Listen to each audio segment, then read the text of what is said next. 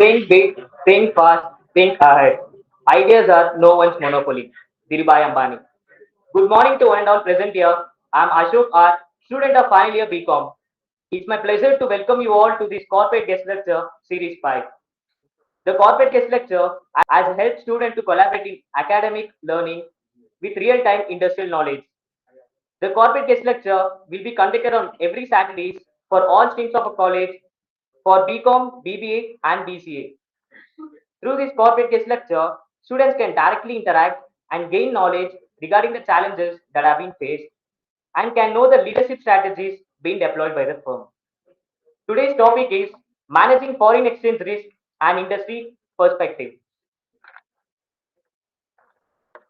Shivananda Sharma Memorial RV College, popularly known as SSMRV College, which is affiliated to Bangalore City University, recognized by UGC and accredited by NAC with A grade. SSMRV College is a center for holistic education and offers undergraduate, postgraduate, and research programs. Our college has also been ranked among the top 5 colleges in India as per India Today in 3 consecutive years 2018, 2019, 2021. RV Institute focuses on 360-degree education for wholeness which includes various activity centers. On a whole, I would like to tell that our college has the best administrative with delegate and passionate faculties with inspiring students. Now I request Shubham from final year BCom to welcome the gathering.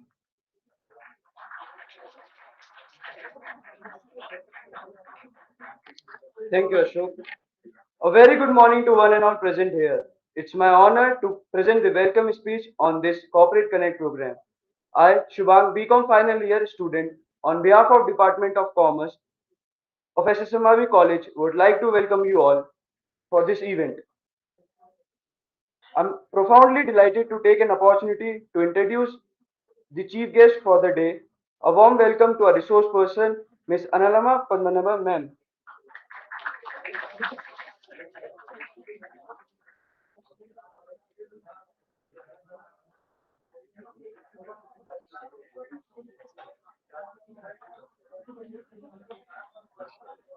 She has more than 20 years of experience as a senior financial consultant in area of corporate strategic management and human capital management.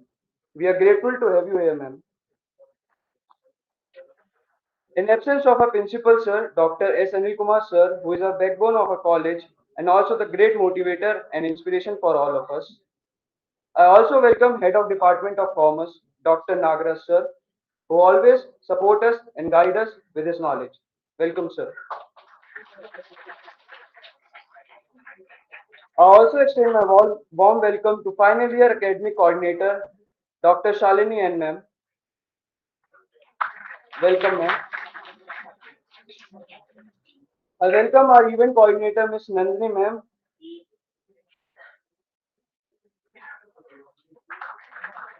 and all other faculty members of Department of Commerce and student volunteers. Lastly, I welcome all final year students to this learning session. Hope you will have a great learning session. Thank you.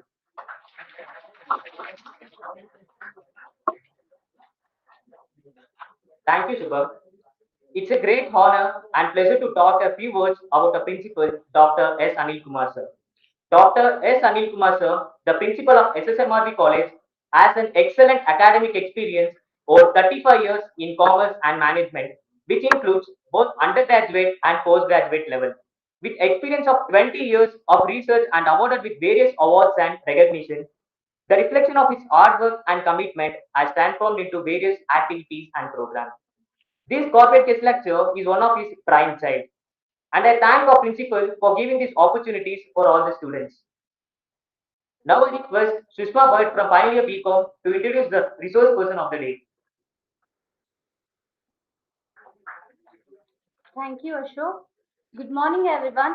I'm Sushma from Final Year BCom. It is a great honor to introduce our resource person of the day, Miss Anala Padmanabha, ma'am. She is a financial consultant, vice president, director with more than 20 years of experience in corporate strategic management and human capital management.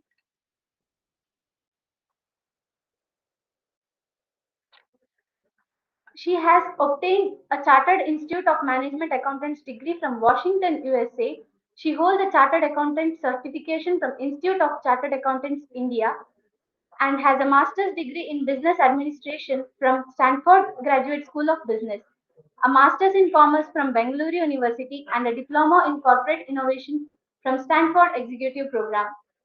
She has participated in government policy making and has worked on EVA and human capital projects under World Bank. She is an organized professional with an extensive experience in accounting system. From 1998 to 2004, she worked as a consultant for E&Y firm. She assisted in creating startup business strategy models along with branding and sales strategies. From 2004 to 2007, she served as a resource person of development in World Bank IBRD. She has introduced various open innovation programs that enables business to access wide market and business opportunities. She worked on a human capital project that was developed with modules to assist nations in investing in their people more effectively, to build human capital that enables family and countries to prosper and prioritize women empowerment. Since 2008, she began working as a consultant with McKinsey and Company. She has worked for global consulting firm and strategy in consulting policy, making and financial strategies and has full spectrum of financial services, human resource management, including mergers and acquisition, insurance strategy, and corporate finance. Developing sales and branding plan for global exposure, building motivated and resourceful human capital. She is an aspiring teacher. She taught in many schools of business, mentioning a few: Trinity in Dublin, Ottawa University in Ottawa, McGill University in Montreal, New York State University in New York, University of Sussex, Dubai, Mount Carmel College Autonomous Bengaluru, and Head of Management Studies for IPR and IISc Bengaluru. It is inspiring and motivating to have you join us. We are delighted and fortunate to have you in our college, ma'am. Thank you, ma'am. May I now request you to take over the session, ma'am.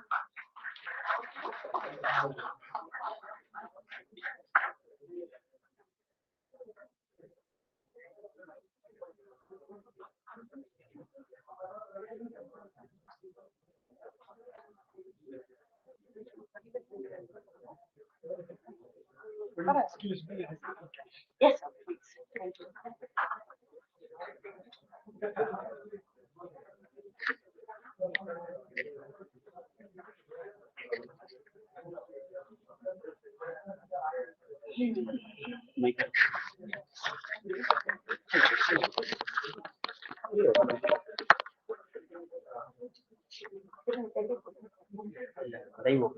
Oh, okay.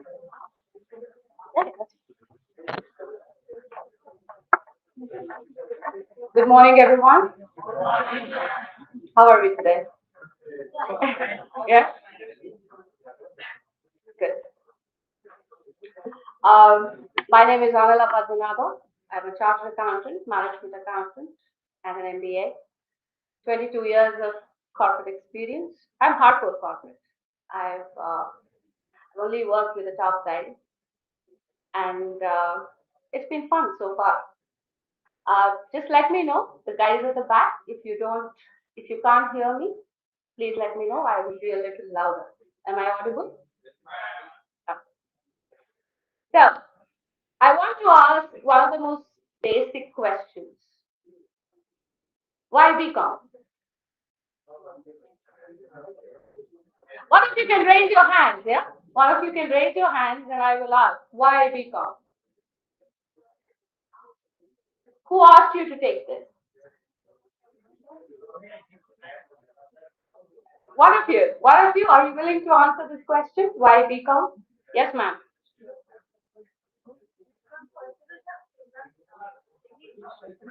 Right.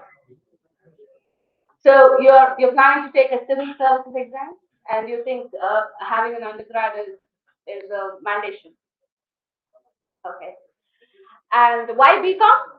There's BA, BSc, and there's so many other things. Yeah. Why BCom? What? Sorry. You like commerce. What do you like in commerce? You like accounts? Wonderful. So we can ask some accounting questions. Yeah. Yeah. So, most of the times when, please sit down, when most of the times people ask about career options or what is it that you want to do with your lives, it's either your parents playing a very big role or your friends or somebody else. Isn't it? Yes or no? Why is that? Why is it that you always have to think that what others do will have to follow the same thing? There is no such hard and fast rule that, yeah, somebody else wants to do this, so we want to do the same thing as well. Yeah? Most of the times they ask me, Anala, what is your secret for success? My secret for success is today's topic. Risk. You know, risk is something that you will all have to take in your life if you want to take success away. So in my career of 22 years, you know, I have understood a few things that will definitely will help you. I'm hoping it will help you. And these things have been my guiding light. And I'm sure these will be yours as well if you want to adopt. All these things that I've seen in these many years, I work with some of the top names. I work with Steve Jobs for 4 years. I work with Satya Nadella currently. I work with Warren Buffett. I work with Narayan Murthy. Thank you. But you can clap your way to glory. You can clap it and say, man, she has a very impressive resume and man, she's worked with everybody else on the face of the planet. But what does it take to get there?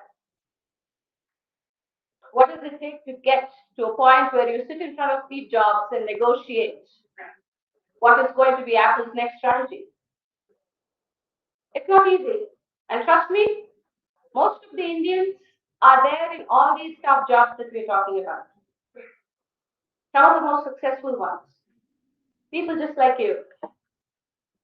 People who came from humble beginnings and have made it so big. So what is it that kept them apart? That you can't have it? Risk. Risk is one of the most important things in life. When you want a girl or boy, you take a risk.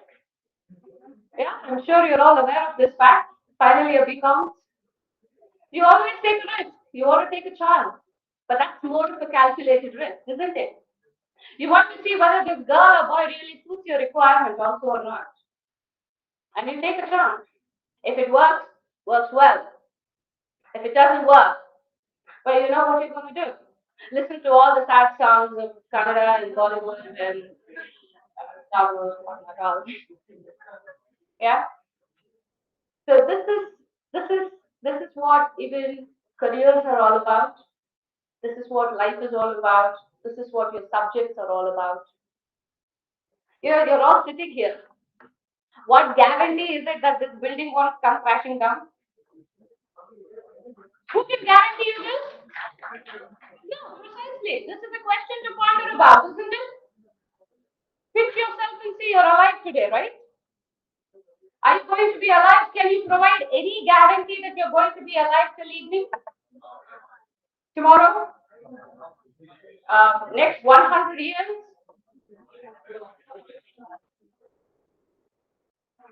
So what makes you think that all this planning that you're doing for the next 100 years is going to work? Yeah? What does that really mean? Have you understood the small philosophy of life? Is that you should live for the day?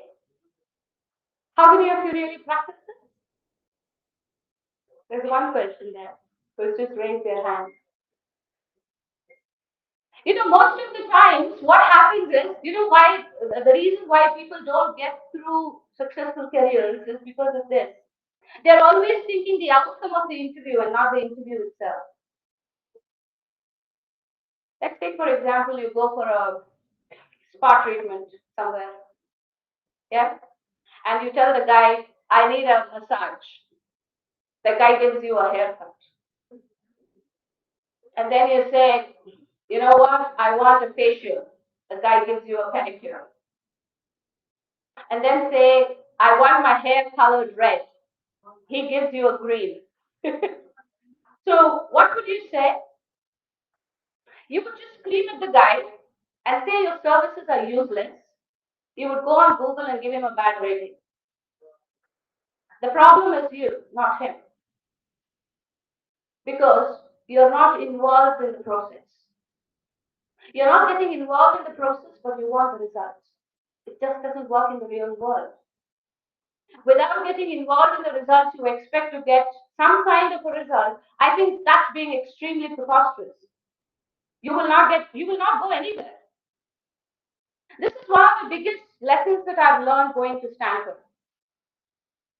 You know, the first day of school, Professor Allen, he was our professor. He comes to the class and says, how many of you are, he just walks into the class and he says, you know, you guys must have done bad karma. That's why I have you, I mean, you got me as your professor. And then he gives us a case study and says, this is what we need to work. And that was the case study of LinkedIn. LinkedIn wanted internships for second semester. And LinkedIn then, today LinkedIn is more than 10,000 employees. Back then, LinkedIn was a small 35 people group. They were really trying hard to, break through the IPO and get into bigger names as to what it is today. But the CEO did not know how to take LinkedIn forward. So he came to Stanford and said, guys, you really need to work on this. So we started working on it. But whatever stereotypical things that we study from the textbooks, it did not work with LinkedIn. LinkedIn said, this is not going to work. Now you're a Stanford graduate, you really have to come out with something very creative and very, very innovative, otherwise Stanford doesn't hold good. So he just said, why don't you come out with something very, very smart, where people from every walk of life can take a risk, can take this step forward and dream of working for some of the big organizations across the globe. Because I'm sure by now your teachers, your mentors, whoever it is might have told you a lot of things. You need to go with the industry standards.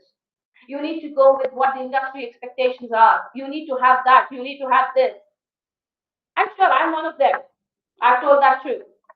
I've told this many times to many people that, you know what, you really need to up your communication skills. You can't speak, you can't make it. I'm sure you would have got all this gyan from everyone, isn't it? Every day in, day out. Yeah. So what is it? What is it that LinkedIn wanted?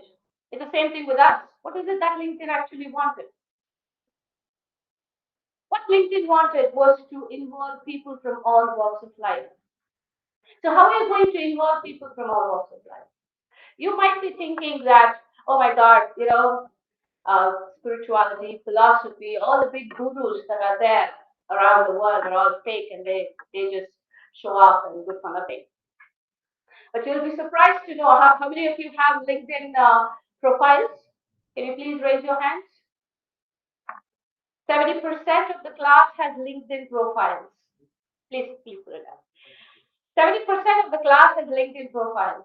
Do you know how LinkedIn profiles actually fish out the jobs for you? They look into your strengths and not weaknesses. Nobody is interested in your weaknesses. Everybody are interested in your strengths. And depending on the kind of strength you carry, your job profiles will be fished out. This was first launched by a very big Tibetan guru, Dalai Lama. We call this compassionate leadership. Now, many people come from villages. Many people come from different walks of life. How are you going to give them a successful career? And how is the successful career really going to pay way to what you want to do in your life? Yeah. So LinkedIn follows this profile. Now, I'm sure in most of here, I think 50% of the class might be completely disinterested. 10% of the class might be just bang on. Another 10% of the class would be like, "Arey yaar, band karo." And there will be another 5% of the class who just wants to know, why are we even listening to this? It just doesn't make any sense. Saturday morning, you would have gone somewhere else. But you're sitting here and listening to some McKinsey person who's talking God knows what. But let me tell you something. Risk comes in all forms, in all shapes, in all sizes. And you cannot avoid risk. There's no way you can avoid risk. Sitting here doing a degree is a risk. Being born is a risk. Dying also is a risk. Having a successful career also is a risk. Being nothing also is a risk. Being a housewife is a risk. Risk is there at every point in your life. You cannot negate it. You cannot avoid it. So how are you going to? So what makes you think that the education system that you are in is risk-proof? Hmm? Oh, listening to me is also a risk. I'm a rebel. Yeah. So listening to me is the biggest risk of all. So how are you going to mitigate that risk? You can't mitigate. I mean, you can mitigate, but you can't completely negate. That means you can't completely eradicate risk from your life. You can, however, reduce it. How are you going to reduce it? How? Have you ever thought about risk in this way? Yeah. Risk is essential. Risk is one of the most important things. That's what keeps you on the edge. It keeps you going. This is what gives you the adrenaline that you need. But what it would not give you is the desired results. Just because you have a hedge that is strong, can you go and bang it to the wall? You can't. You're smart enough to know that if I go bang my head to the wall, my head is going to break into pieces. Or I will end up in a mental asylum. What is that? You see fire, you know I don't have to touch it because it's going to burn me. Yeah? You see a job. Oh, that's BPO. I really don't want to get into it. What are these things that you're doing? These are risks. And you're covering yourself for risk by playing it extremely safe. I'm really safe at the end of the day. How many of you are traders in the stock market? Anybody who trades in the stock market in this class? You'll be surprised to know, if you don't know about stock markets, let me tell you, the Indian stock market. From the past 4 days, Indian stock market has bled 16,000 crores of rupees. Nobody knows where it went. Nobody knows where the money has disappeared. And we are talking about the world economics today. Russia and Ukraine are at war. The supply chain has crashed. US economy is pulling down every other economy on the face of the earth. The crude oil is not stabilizing. Nothing is stable in this world right now. How are you going to stabilize it, and how are you going to make a career out of all these things? One of the world's biggest and largest investment bankers, his name is Warren Buffett. He's the world's largest investment banker. The guy said he's 91 years old, and the guy said, I had the privilege to work with him for 7 years, and I've learned a lot about how money moves and what is the technology of money making. He said the most important thing in one of his world famous speech. If you don't take risks, and if you don't know how to handle risks, you're going to hit the rock bottom and you will never gain from it. To give you a very good example, Warren Buffett today is net worth is $90 billion and growing. Every investment banker reaches out to Warren Buffett as one of the biggest gurus in the world of business. Amani's or even the Google and the Apples really don't hold a chance in front of Warren Buffett. Warren Buffett's company is known as Berkshire Hathaway. The company today is worth $140 billion. The day when it was put up for sale, nobody wanted to buy it. And Warren Buffett went ahead and bought this company. When he bought this company with his CEO, Charles Munger, everybody laughed at him and said, this old man has gone cuckoo. He is investing on a drowning ship. It's of no use. People said, this man does not know how to handle risk. He sees the risk. That means it's a loss-making organization and he is willing to put his money on it. That was about 20 years, 30 years ago. Today, the same company is $190 billion worth. One of the most expensive shares in the entire world. It's not Google, it's not Apple, it's not Infosys, it's not Amazon, it's not Yahoo, it's not any of these crazy companies. Huh? The world's biggest stock belongs to Berkshire Hathaway. One stock, brace yourselves for this, one stock sells at $300,000, $3 lakh, one share. Show me one company that has done so well in the stock market. Google shares go at about $3,000. Microsoft is about the same price. Amazon, same thing. Infosys, about $800 when it comes to the international stock markets. When they're doing so well, one person bet his entire money on a sinking ship and make this extraordinary company. And when asked how was he able to turn around this business, this sinking ship, he told a very important thing. He said, I put my risk on the people who run the business and not on the business itself. So if you're thinking that businesses, does anyone know what is the net worth of Google today? You all use Google for everything. Does anyone know what is the net worth of Google today?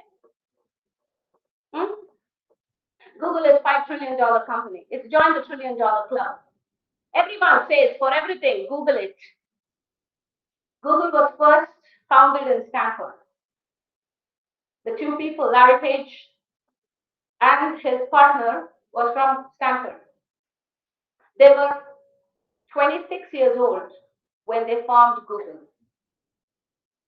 And when they formed this thing, it was only because Stanford is a very big campus and it has all kinds of departments. So what Larry did was, Larry was a computer science PhD and the other one was chemistry. And Google was funded by finance professor of Stanford. Today, where is Google? Google is the biggest, largest corporation on the face of the earth. It beats Apple and Amazon hands down. How are they able to do? You Google it for everything. You Google every damn thing. You ask Google, everything is on Google it. Today, Googling has also become Oxford Dictionary word. But how are they able to do something like this? And today, when Google does what we call it as fund transfers across the world, they are not in billions, they are in trillions. They are in trillions. One of the most largest corporations. Today, Larry Page is what? 40 years old? 38. His net worth is $18 billion. Wouldn't we all want to be like that? By 32, well, I think 26, they formed the company. By the time Larry was 32, he had hit the $1 billion mark, what you call as a unicorn. So how is it possible? Have you ever wondered? There are such inspirational stories. Talk about Infosys Narayan. The man is worth $90 billion today. He lived in that 2-bedroom apartment for a very, very long time. He and his wife. So how do people accomplish such things? Is it that you just have to wear pretty clothes and speak sentences in English and have some degree? You're going to be successful? Look at Dhirubhai Ambani. He never went to school. But I don't think Akash Ambani is going to be as successful as Mukesh. Look at Mukesh's brother. Anil Ambani went to Stanford, never made it big. So if you're thinking that education is the only one that's going to give you the degrees, and because that is where you bet your risk on. You don't see the holistic view of what an education system can offer, how your academicians or how your professors can actually inspire you. And I'm sure after meeting most of your professors, I know there are some very truly inspiring people in this building. But what you all want to learn is what is debit, credit, how to draw balance sheet, cash flow analysis, working capital, and then learn business ethics. Don't implement it. Okay? Learn organizational behavior. Behave like wackos. Yeah? Learn HR, but you have absolutely no skills. So you just read the books. That means you're just living here. You're not even trying to implement what your professors and teachers have to offer you. You don't want to look at it. If you look at it, you're going to be different, and you're scared because if I'm going to grow different, people might think I'm weird. You want to go with the flow like sheep. Yes or no? You did your BCom, then go ahead and do your MBA or MCom, then get a job that's going to give you 50,000 rupees. I'll ask you a very important question. What makes you think you will get 50,000 rupees? Who guaranteed you this money? Anybody has guaranteed you this money? That guys, you have a BCom, MCom, MBA slash whatever you want, you're going to get 50,000 rupees. Hmm? Anybody? No. So isn't this a risk you're taking? You're hoping to bet on your life and get this money. But how many of us are going to be successful? I'm giving you the most underlying philosophy on how international fund management operates, and I'm just giving your example. If you take a calculated risk, your chances of losses is very, very less. Like what do you say? If you want to take up a job, for instance, let's say tomorrow Amazon is going to come to your campus for recruitment. I don't know. When Amazon comes, I'll tell you what Amazon requires. I'm the part of the Amazon recruitment team. I will tell you what Amazon requires.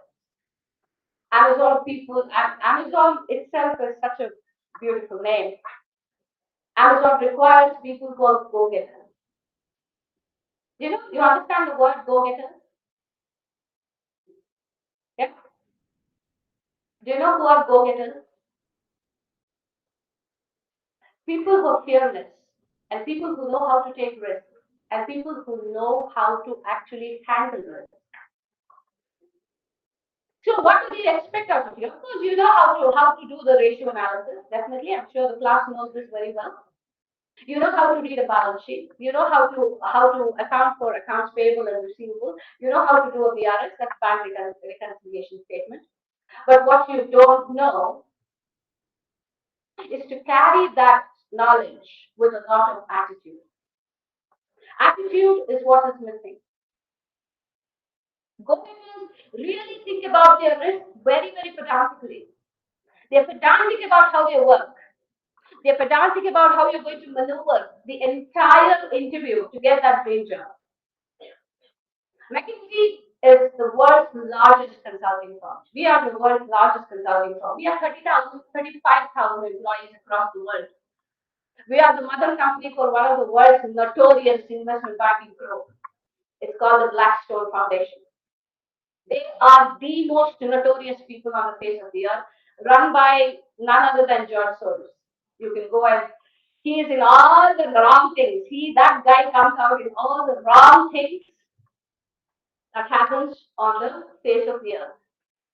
We deal with terrorists, we deal with billionaires, we deal with high net worth individuals, we deal with all kinds of people. And money comes from all directions, isn't it? Yes or no? The end product of all business transaction is money. Mankind's greatest invention is money. No other invention is as beautiful as money. And look at the way the entire human life revolves around money. Isn't it? So if you want to make that money, how are you going to make that money? How many of you know Harshad Mehta? Do you know his stock market scandal? Yeah. You'll be surprised to know that Harshit Mehta's student was Siddhartha, the owner of CCD, Cafe Coffee Day. Siddhartha was trained under Harshit Mehta for almost 9 years or 10 years. One of the most respectable investment bankers. So what do they do actually? I'm talking so much about risk and money, technology of money. What do I do? Let me tell you what I do for a living. I work with mergers and acquisitions all these years. Couple of months, I think about 6 months now, I've turned my course. I'm the representative of McKinsey with IMF, International Monetary Fund. What do we do? We handle funds, money movement. Yeah, I'm sure you're all studying international finance this semester. So, what is this international finance we talk about? Today, we are looking that the Indian economy is crashing. You see, the stock market is bleeding. Our crude oil is not stabilizing. Gold is going off the roof. What is all this? The United States has increased its interest rates. So, foreign investments are moving out of India. They are moving out of India. Bangalore is no more the startup capital of the world. We used to have a unicorn. Unicorn is nothing but a company that hits the $1 billion mark. In India, we used to have a unicorn every month, more than one or two. Look at Nika. I'm sure you all order from Nika, yeah? Yeah? If you guys watch, I would largely recommend that you guys, if you want to learn business and how money is invested in businesses, I would definitely largely recommend that you watch Shark Tank. There is a program known as Shark Tank, and I would definitely encourage all the students to go and watch. So, what do I do? Now, for instance, government of India during the during the pandemic era, they had what we call as foreign reserves, isn't it? Do you know how foreign reserves are raised? Do you know how India becomes the sixth largest economy on the face of the earth? You're all going to be a part of this economy in the next coming years. Do you know how India became the sixth largest growing economy around the world? Do you know what is India's foreign reserves today? Do you know we have cleared off the IMF loan? Do you know the world cannot take Panga with India today? Yeah, you cannot. Thanks to Mr. Jaishankar, we have stood foot on the Russian side. So you get your two-wheelers to be running. Yeah. How do you think we manage all these things? You're sitting here, you're thinking that I am just a mere final year BCom student and my decisions and my way of behavior is not going to help my economy. That's not true. Do you know you're all taxpayers? Yeah, you're aware of that fact? So if you're all taxpayers, means you're affecting the economy in some way or the other. Yeah.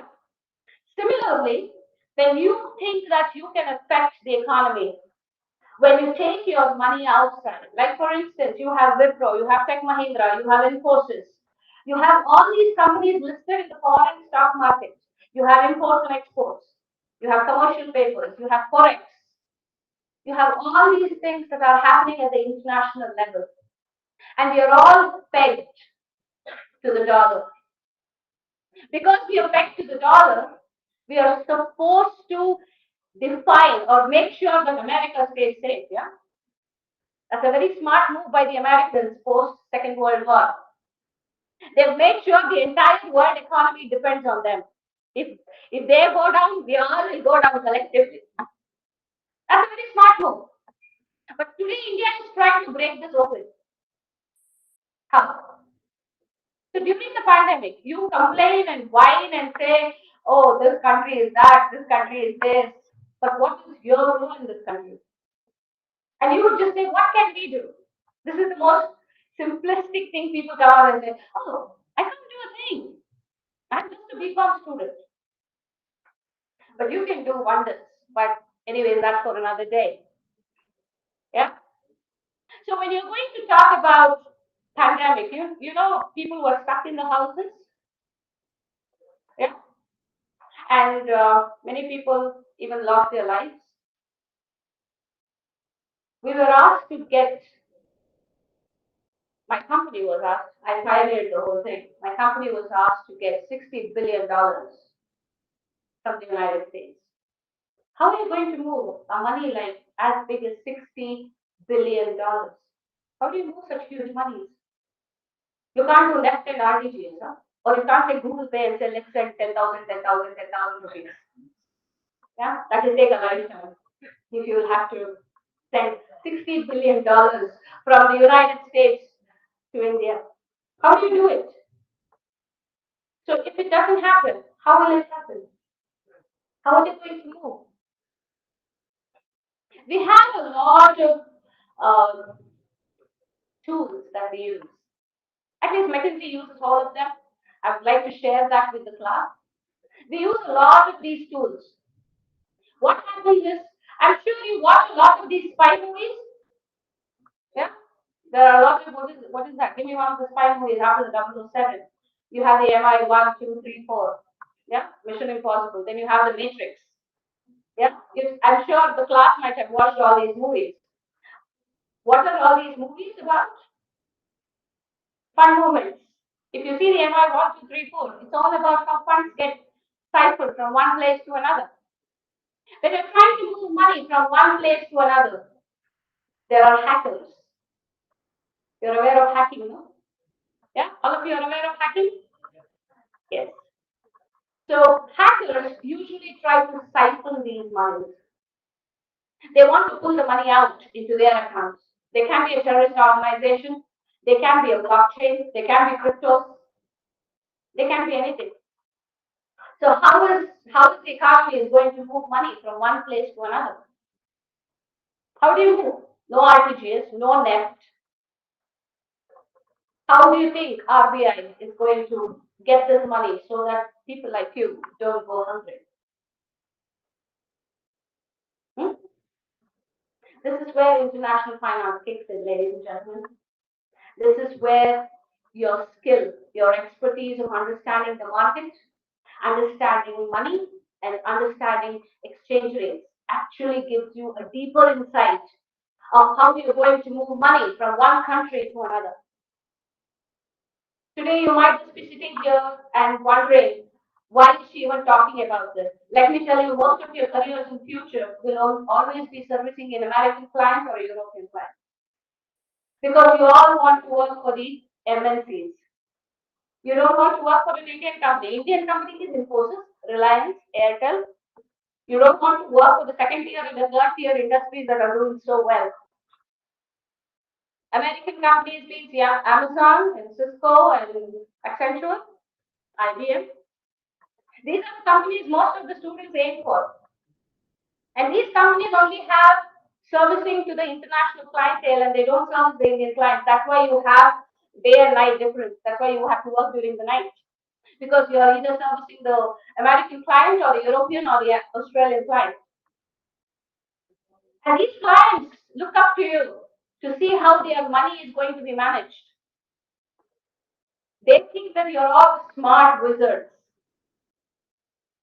And you should know how these exchange rates work. You should know how, apart from RTGS and Nept, there is also other methodologies of transferring money from one place to another, especially when it's huge sums of money. And third, be aware of hackers and all the other market fluctuations that you're going to come across. Now, you're living in an era where inflation is an all-time high. You see all the commodities have gone up. Rupee is slipped against dollar. How much is the rupee now? 78, 79? Yeah. And the rupee is slipped. So how are you going to, $1 is now what, 78 rupees. If you look at Sri Lanka and Pakistan's 1 rupee has become about 200. I mean, $1 has become 200 rupees. Inflation has gone over the roof. If you go to countries like Zimbabwe, let's say, Zimbabwean inflation has gone up by 1,000% as opposed to the American one. If you have to buy half a loaf of bread in Zimbabwe, you have to pay 500,000 Zimbabwean dollars. which is equivalent to 2 American dollars. Do you want to live in a country like that where everything is overrated? Even if you want to buy a pair of shoes, will cost you a bomb. This has largely to do with international finance. This has nothing to do with your domestic economics. This has largely to do whatever inflation that you're facing today, ladies and gentlemen. All the commodities have gone up. All the job markets, there's a lot of cut that is happening. There's a lot of problems that are being created within the economy. Rupee is slipping. Crude oil is not stabilizing. Gold is going off the roof. All these things you render into international finance and not your domestic economics. Because when you move funds from one place to another, you're bound to incur a lot of risk. And these risks don't come easy. These risks are so huge that by the blink of an eye, you would have lost a few $1,000,000 just like that. And mind you, Indian government has lost a lot of money like this, many times. Most of the countries end up losing money when it comes to international transactions. Why is that? Because of the element of risk. Now you're seeing the cultural variance that is happening in this country. The fight between Prophet and Kali. Yeah? You're seeing it's all over the internet, it's all over the place. What will that create? It creates a situation of instability. Would you want to go and invest in a country like Syria and Iraq? No. Do you want to go and work there, work in a country like Afghanistan? Why not? They're all economies. You can go and work. Actually, their salaries are pretty high. But the element of risk is very, very high. Similarly, why is it that some countries are so poor and some countries are so rich? What is it? Is it got to do with the internal economies? No. It's largely got to do with how countries are dealing with stronger economies and how we are effectively and efficiently able to manage these risks. Now, coming back to the story that I was talking about, moving funds for the Indian government. Me and my team were involved in this. Close to $90 billion, $60 to $90 billion, I don't want to give out the figure. And when we were moving this amount, there were two routes that we were taking. That is, you move the money from one place to another. You continuously don't move from US to India straight. No, it never works like that. You move from one place to another. Let's say from the United States, it's going to come to, let's say, Europe. You're going to park that money in Europe for a couple of days. And then you're going to push it to the Middle East, let's say. You park the same money in the Middle East. You try to find the most easiest route where your money does not get burnt out. It's the most simplistic thing which you have you learned the foreign exchange rate so far in your classes? How to calculate exchange rates? Yes. What does that tell you? That tells you that if you have to move your currency from one place to another, you have to make sure that your money doesn't get burnt out. Now, if you want to go to Europe, let's say, €1 is at 90 rupees. You want to go to Canada, let's say, dollar is 60. Okay, you want to go to Australia, it's the same thing. You want to go to the United States, it's 80 rupees. If you're planning on a vacation, which one would you want to go? Where your money can have the most bargaining power. That is why you see a lot of people going to Thailand, because the money is a lot more cheaper. Sri Lanka, Nepal, Bangladesh, Burma, Vietnam, Cambodia. These are some of the countries that Indians love. Kazakhstan, yeah, and many other countries. You don't see a people going to Europe and spending. They would go on a, what is that called?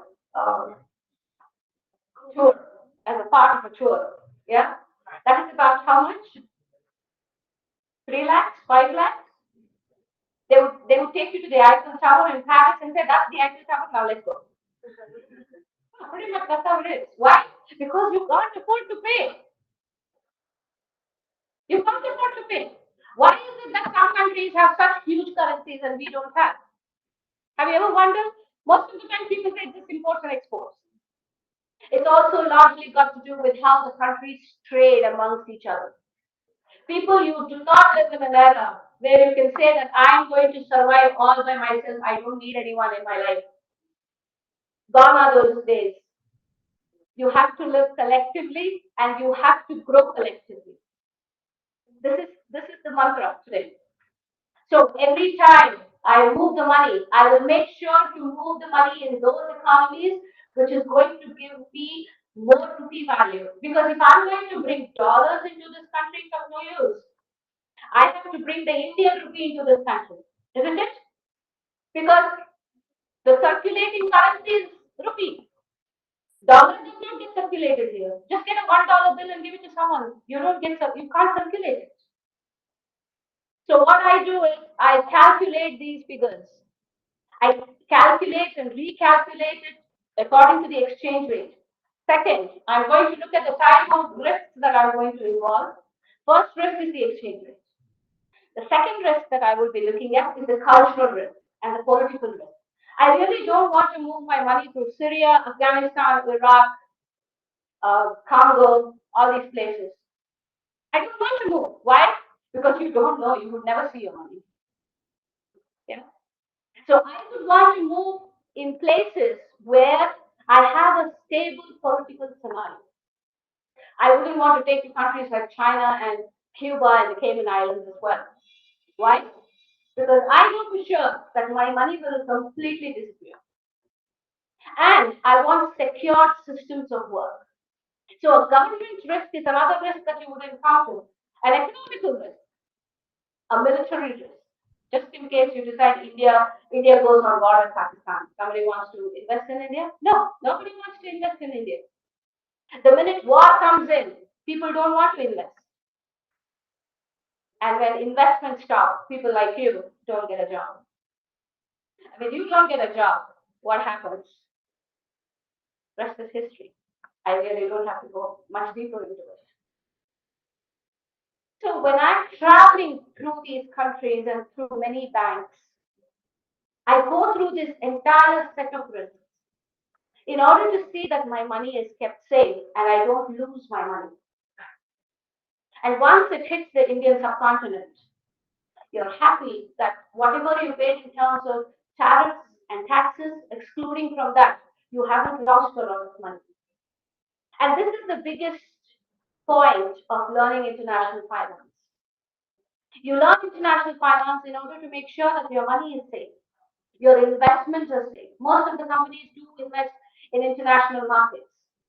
They want to make sure that their money is kept safe because if you lose out on your money, you're gone. Just the way it is happening in the Indian stock market, 16,000 crores is not a small amount. Losing that kind of money can render anyone bankrupt. So risks are something that you really have to consider. Now, what financial tools do we use as people from McKinsey? We call them as derivatives. I'm sure you know them.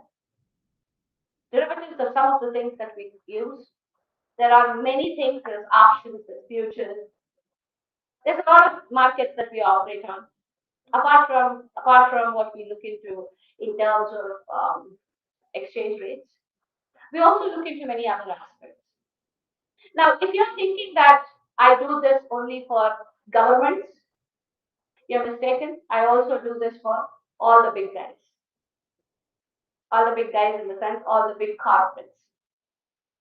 I work with Microsoft. I work with Apple Incorporation to move their money from your country to their country. Now, you might ask, what is this? Now, I would like to emphasize what Prime Minister Modi has initiated in this country, the Make in India concept. Do you know why the Make in India concept is one of the most popular initiatives that Prime Minister Modi is pushing in this country? Can anyone answer this question? Do you know why Prime Minister Modi is pushing this Make in India concept in this country? This is your country. You should know it better. Yeah? Sorry? Somebody? I can't see who is talking. Students, anybody want to take on it? Anyone? What do you know about Make in India? Does somebody want to answer the class? Yes, sir. Please. Sorry. To increase the FDI. How?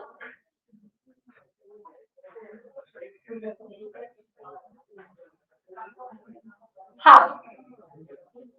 Okay. Does anyone want to support your friend? Yes. Yes, ma'am. Why do we have to reduce the imports?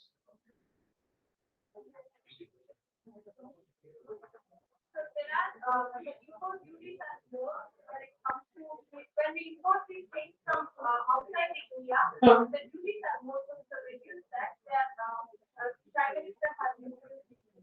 Very good. So please sit down. So what happens is when you reduce your import tariffs, your currency does well in the international market. So that people like you can enjoy more of Zara and what is that? Monsoon? Do you have Monsoon in this place? I don't know. Monsoon is a British brand. So you have Zara and Armani and God knows what else. Yeah, all the big names that are in the US and the Europe, and now IKEA is a Swedish company. Yeah, so you have so many of these companies coming to this country. Why is that? As your friend rightly pointed out, it's the FDI. Foreign direct investments in this country does not come in the form of investments. It comes in the form of companies. This is the trade-off the Indian government has with the corporate world around the world, so that people like you can get jobs. Isn't that a great initiative? So, my large suggestion for today's lecture is not about talking about risks and talking about how to handle risks and why forex is one of the most important things in life. My suggestion to the class is, you get into anything. Don't live in your mind. Live in the present. Learn from your teachers because I think they are a plethora of knowledge. They didn't come to this place for the heck of it. There is a lot of authority on the subject, and I would largely agree with the academicians of any institution that academic knowledge is very, very important for the success of any individual. The second most important thing that you would want to take away from any organization or guest lectures like us is how to build integrity. Integrity is one of the qualities that is by and large compromised in the world of finance. In the good old days when we were graduating, we could go and intern with EY, McKinsey, and PwC, KPMG, all the big five. Now they have cut short the internships, especially for finance people. Please understand this fact that being a finance resource person means you handle some of the most sensitive data in the organization. The most sensitive data in the organization comes to the finance people. So you have to develop a lot of integrity in order to handle a detail of such nature because if that goes out, you talk about your own friends. You know, four of your friends can get into one organization and all the four gets four different salary bands. How would you feel? Would you be okay with that? Why not? It's a fair deal. Four friends, four best friends, yeah? You thick and thin friends get into the same organization, but you get four different salary patterns. And what happened is most of the students have bargained this financial information with many of the other organizations, and that is why companies are very restrictive when it comes to BCom, MCom, and all these students. So I would largely suggest that you develop integrity. What happens is most of you might find, oh, this is a boring lecture. Oh, what is bank talking? Let me just take out my Android and just look into it. Or let's just have some fun. I can see most of you are having that, which is a great thing. But it will only make you more stupid than you already are. Isn't it? Yes or no? Androids are garbage in, garbage out. Whatever you feed the Android is going to give away the same garbage. Yes or no? Learn to rely on your brains rather than relying on Google, blah, blah, blah, blah, blah. So, integrity is not something that you can build overnight. It's something that has to be built with incessant practice. And the third quality is to have a great character and personality. Because you've all taken BCom. Tomorrow, most of you might want to take MBA. Most of you want to do MCom, get into hardcore finance. MBA, managing people. You're not judged by your college degrees. Let me tell you that. I'm a Stanford graduate. I know this better than anybody else. There are so many students so many of my own batchmates did not end up getting a job, though they were all from Stanford. I teach at 4 IIMs in this country. I teach leadership qualities and strategic management for IIM A, IIM B, IIM Lucknow, IIM Indore. I also go to TFI Institute of Management, Symbiosis. I go to all these colleges. When I go to all these colleges, there's one thing I see in common, and I always tell this.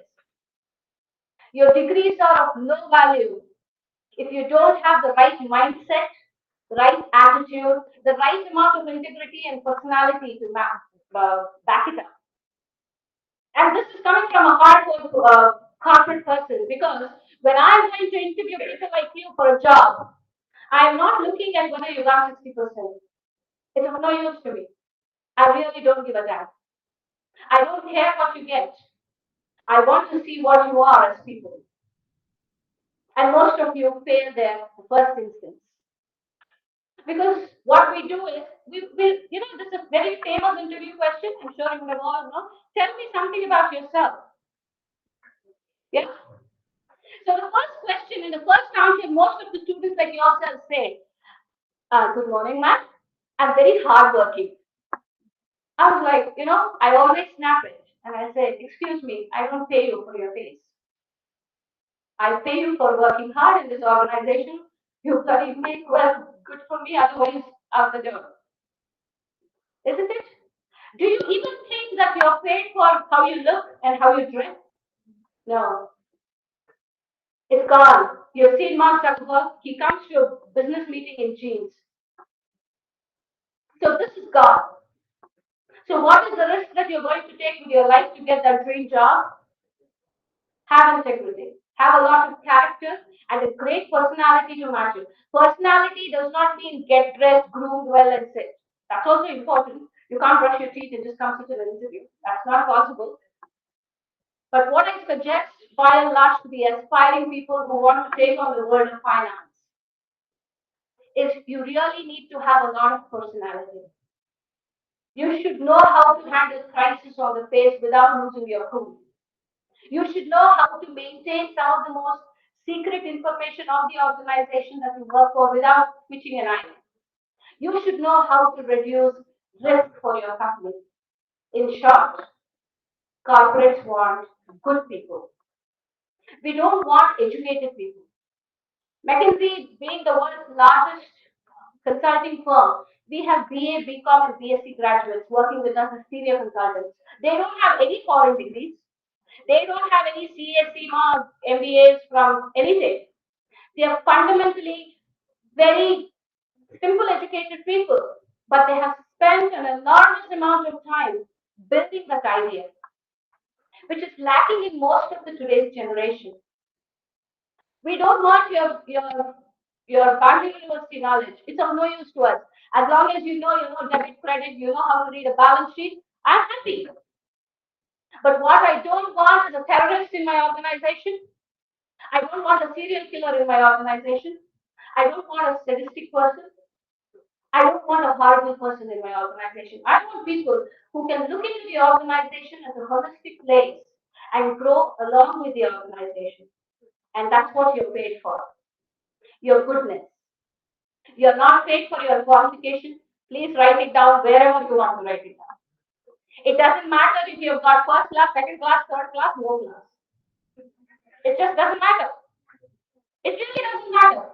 What matters is what you have here. Because gone are those times where people would evaluate you based on your marks. If you're looking for top companies to work for, if you're looking for small time companies, I really don't know. But if you're looking for some of the big, large companies like IBM, Cisco, Accenture, any EY, KPMG, PwC, these are some of the big fives that we're talking about. These people don't want your college degrees. The 60% is only to know that you're literate, that you know how to read and write, you know how to certain fundamental things. We will train you. We will train you to be the people that you're supposed to be. But for that, you need to have soft skills. And most of the students are lacking in this. I see this day in, day out. People don't know how to behave in a public forum, for instance. People don't know how to actually present themselves. People don't know how to walk, how to talk, how to sit, how to stand, how to be attentive. People don't know, people are not good listeners. They hear, ma'am is talking something. But how many of you are actually paying attention and listening? No. These are some of the skills you will get paid for. Because these are just like the forex risks that I spoke about. These are the risks we are looking at. We don't want such people in our organization at all. We don't want people who can be a negative, full of negativity, complaint boxes, troublemakers. We don't want such people in the organization. We don't want such people at all. Troublemakers are everywhere. How many of you are problem solvers? You just join the gang and abuse someone. But how many of you have the courage to stand up for your own self and be the voice that you're meant to be? Very few people. These are some of the very strong leadership skills that will be tried and tested in the corporate. We call this as the psychometric analysis. This is something that is developed by most of the organizations today. By the time you become the workforce, you will be tried and tested. That is the reason one of the most popular questions in an interview, tell me something about yourself. The minute you say, tell me something about yourself, and if you even, twitch a bit, they know you're lying. Trust me. People like, you cannot write things like, I'm a great communicator. Hell, you studied in English medium. You should know how to speak in English. Yeah. I'm hardworking. Well, I don't pay for your face. You get paid for your job. Yeah.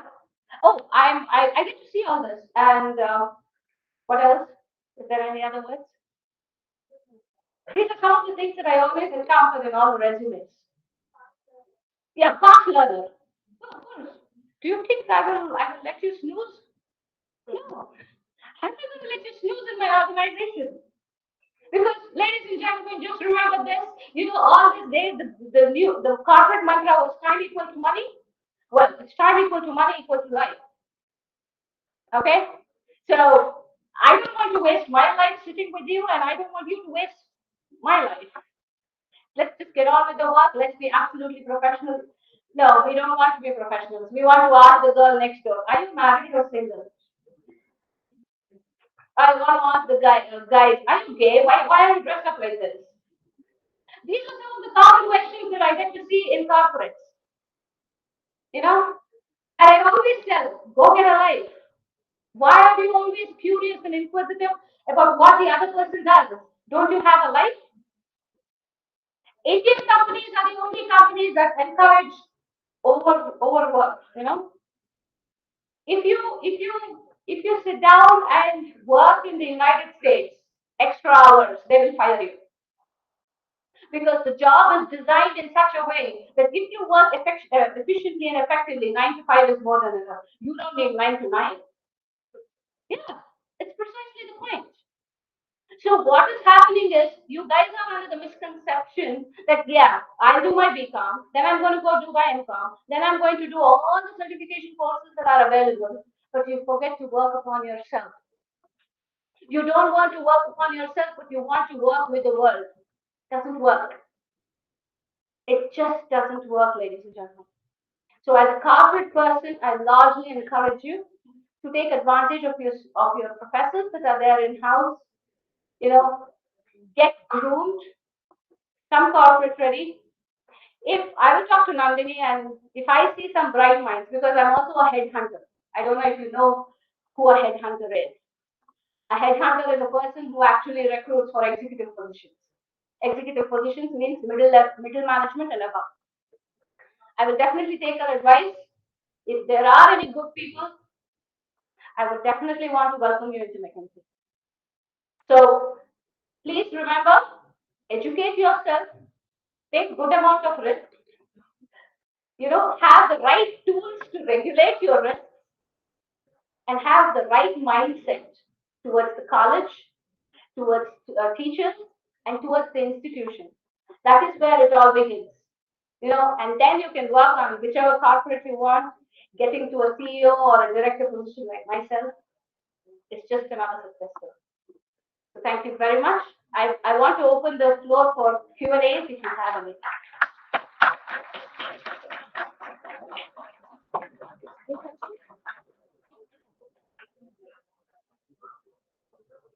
Do they have any questions?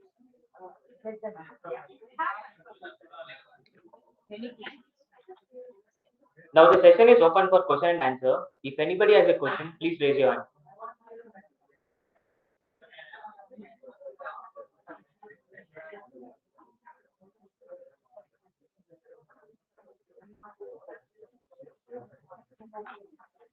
Anybody with question, please raise your hand.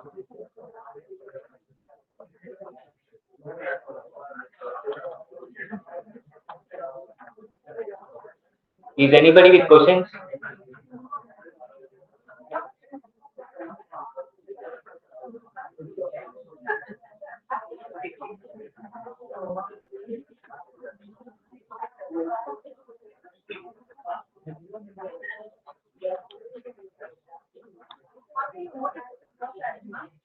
Sorry? How do you motivate yourself? How do I motivate myself? You have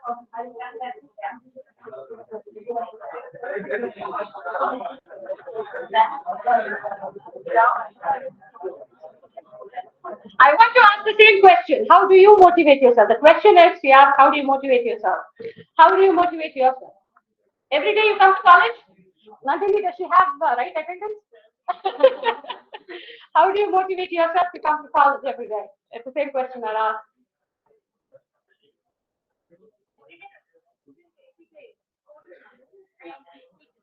So you are an APJ fan? He's your boyfriend, right? So what kind of inspiration does he give you? What did he give you today? Learn from your mistakes. Okay, I have a motivation too. My motivation is humble. Yeah, I've been involved with Isha Foundation for almost 20 years now. Yeah, I head their leadership insights program. I'm a volunteer with them, and yeah, the man at 65 doesn't tire. So me working for 18 to 20 hours is not a big deal. So my motivation also comes from people like you. Yeah, because the more experience I gain, the more I can share, and the more I can create a bigger, you know, workforce that is going to be CEOs, CFOs, CEOs, God knows who is sitting here and who is going to be inspired by this. So if I am able to kind of motivate them to be better individuals, why not? That's my motivation.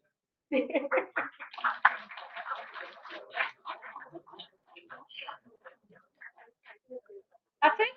Nobody has any questions for me? No? Really? I thought you would be more interested to know about finance.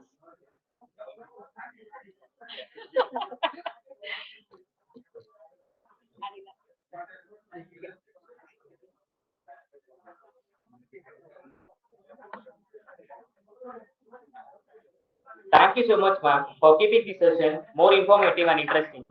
By introducing the reality of corporate world, especially focus on the topic managing forest risk. Once again, thank you, ma'am. Now I request Geeta Raj from final year BCom to deliver the vote of thanks.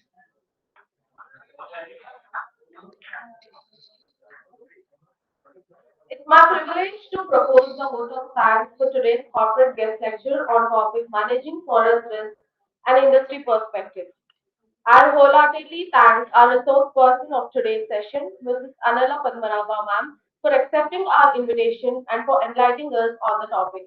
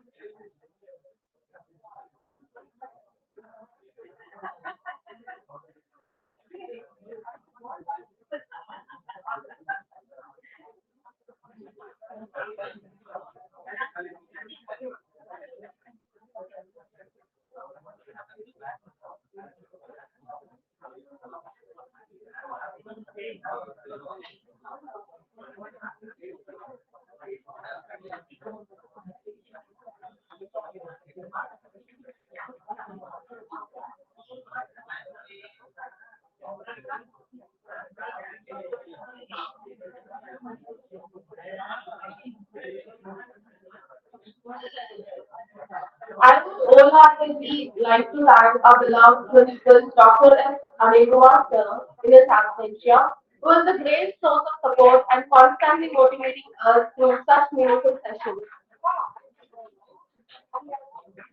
I also like to thank Head of Commerce Department and IPSC Coordinator, Dr. M.S. Nagaraj sir, for his constant guidance. I like to thank, I like to extend my thanks to Dr. Shalini ma'am, final year coordinator, and Ms. Nandini ma'am, event coordinator, and class teachers of all final years, all faculty, all other faculties, technical team, and most importantly, all my fellow mates for making this session a grand success. Once again, I thank one and all present here. Thank you.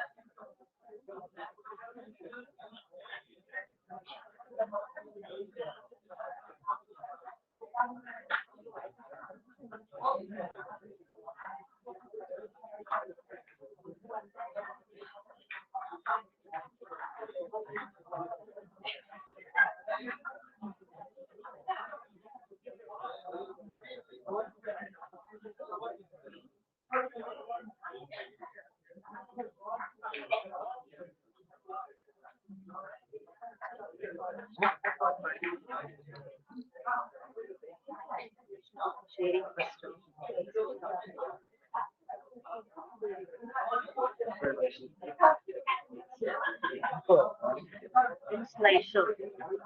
Lecture. ಇಲ್ಲ.